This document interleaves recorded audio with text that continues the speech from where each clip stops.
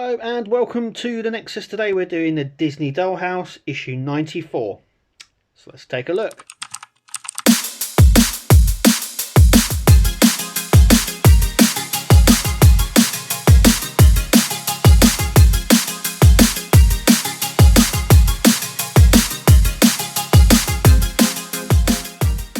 Okay, so here's all the pieces that we get.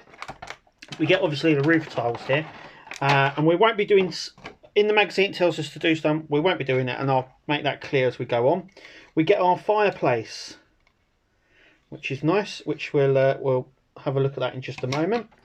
And we also get two chimneys, which we'll put on near the end of the video. We also get a mirror, just like that. And we also get a battery as well.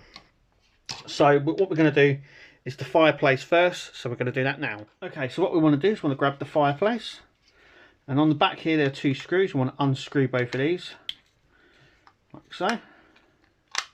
Oh. Like so. Unscrewed. There we go. Making sure you put the screws aside. Got one there, and then here comes the other one.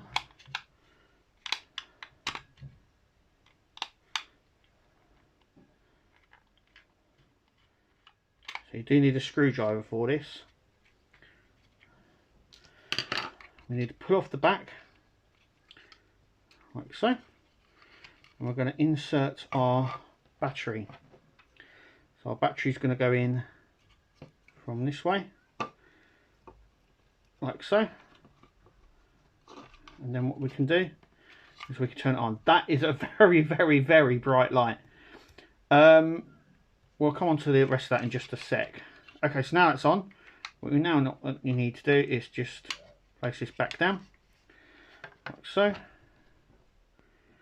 And what we'll do is we'll get another screwdriver,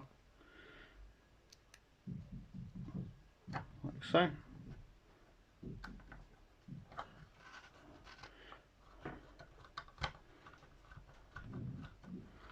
Not over tighten these, just make sure that it's sort of down and connected, like so. That's all you need to do.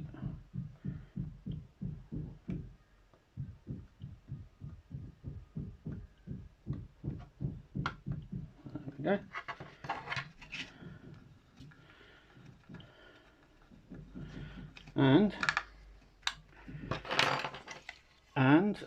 There we go. It's a really bright light. The only problem I've got with this, which it looks absolutely lovely by the way, is the actual this itself. It should have been a flickering light, so it gave the illusion that it was sort of sparkling or embers or something there. They do sell little tea lights with the sort of flame effect. So I'm quite surprised it's just a solid light. Secondly as well, obviously this goes up against the back wall in Beauty and the Beast room, meaning in order to turn this on you'll have to pull this out every time and put it back in and turn it on and off. Though it's a simple switch, you're still having to pull this in and out. But apart from that, it's actually really nice. Really, really nice. Okay, so what we're going to do now is just destroy the desk. So what we're going to do now is we're going to do the window, the tiles for this part of the house. There is another part that we do, and I'm going to show you that right now, but we're not going to do it in this issue. There's a reason why, and we'll explain near the end. So this part here, we also get the two tiles therefore. That does this section, but we're not doing that in this issue. It does tell you to do it in this issue, but we're not going to. There's a reason why. So what I'm going to do is we are going to tile this whole front section here. So that is what I'm going to do now. And then what I'm going to do is show you the end result. We all know by this stage how the tiles work. We cut them in sequence. There's cut lines on them. We're placing them down. We're placing them down with double-sided tape, as we've done previously. So what I'm going to do now is go ahead and do this and then show you the end result. So I'm going to do that now. Okay, so Kirsty has finished off the roof section here. It is a bit rough at the minute, but obviously we're going to have windows that cover all of this. Yep. Take your time. It's a bit of a arduous thing. Slog. But it's necessary. So I'm going to take you over to the house and show you the two bits that we're going to do next.